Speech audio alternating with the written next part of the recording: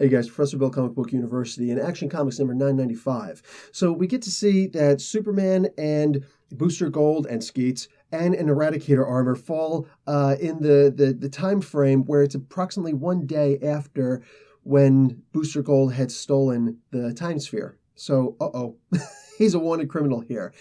He can survive in this time stream for a little while without really screwing things up, but Superman can't. The Eradicator absolutely can't. So they need to get the heck out of Dodge.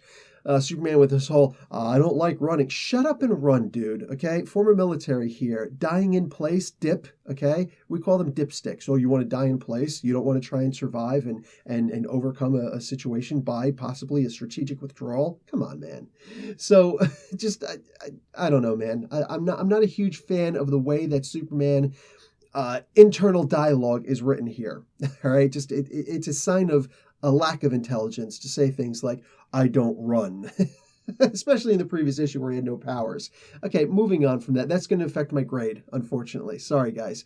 I do like everything else that happened in this comic book, though. All right? Seeing that Superman, even though he's all like, he should have to be punished. Booster should have to be punished in prison for what he did. Okay, but you're looking down with your telescopic or your supervision, however Skeets described it, his X-ray and telescopic vision, a combination of both, in order to see that there's a guard who put Booster in his full suit in the same prison cell as his father, who was always abusive, as Skeets is explaining. Superman, you're basically, he gave him privilege. He said, you're privileged, Superman. You come from, such a lucky background that you had two great father figures, all right? Booster had no positive father figures. He had one extremely abusive father figure who even now is willing to let him, take the rap for all that his father had done. So it's disgusting. It's disgusting. And Superman's sitting there saying, well, he does deserve to be put. No, he doesn't. Nobody deserves that. Nobody deserves a Judge Dredd style treatment. Come on, man. Well, not nobody, but so it's a position of privilege to say things like that. On top of that, if he's breaking the law for what what he's done for stealing all this stuff, to become the greatest hero that no one's ever heard of, well, guess what, Superman? By your base judgment, without thinking anything through a single thought, how about this? You're an illegal alien.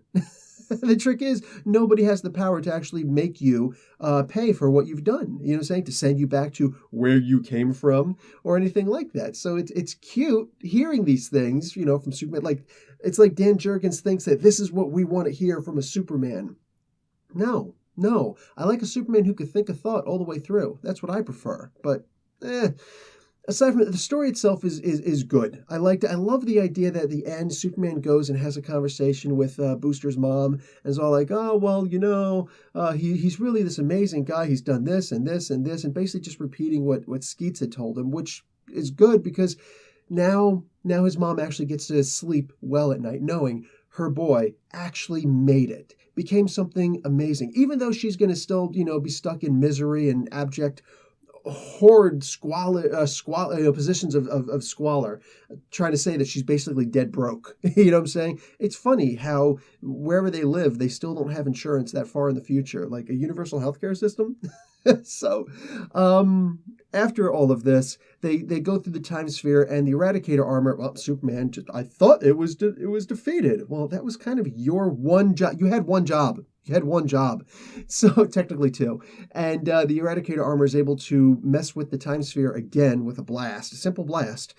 And they get stuck in a different time frame where it turns out that Zod has taken over this area with two suns. I wonder if that means that Superman's going to be twice as strong. Like, are they going to try and explain it that way? Doesn't make sense, but not much about Superman makes sense, his power-wise. So that's interesting. I thought they were going to say they were on Tatooine or something. I'm like, come on, man. like talk about license infringement. Either way, it was funny. And Zod's in charge of here. And this little bubble says anyone can come here as long as they kneel before Zod. That never gets old.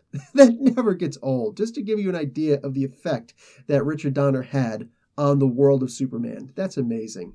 So this was a really good comic in many different regards. But at the same time, like I said, the big thing about Superman for me, and I think for most huge Superman fans, is not that he is super powerful. I think that that's the thing that actually turns most people away from Superman. Well, he's bulletproof, he's everything proof. Batman's more of a hero than he is because he's more brave, and they're not wrong. But when you read Superman, and it's a really, really good writer, all right, Dan Jurgens is a great writer, but there are better writers for Superman, I feel. When they see things like this and they say, oh, well, Superman's just a very, one-dimensional, two-dimensional character. But he's not. He's not. And he's very rarely written that way. So it actually pains me to see him written this way. Thus, I'm giving this comic book a B. I mean, it was, like I said, there was a lot of good points in here, but the focus of this comic book is Superman.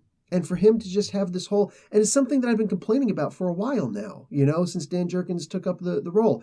Great stories, but Superman just not really being super, Having powers isn't what makes you a hero. It can make you super, but it's not the hero part.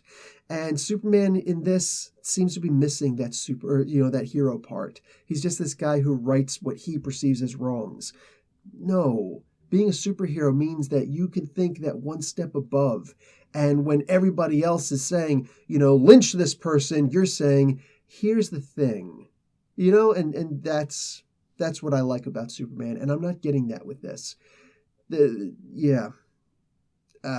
Whatever. I like Dan Jurgens, but I just don't feel that he's right for Superman right now. And he's done it before. He's done a great job before, but right now, maybe he's just in a place.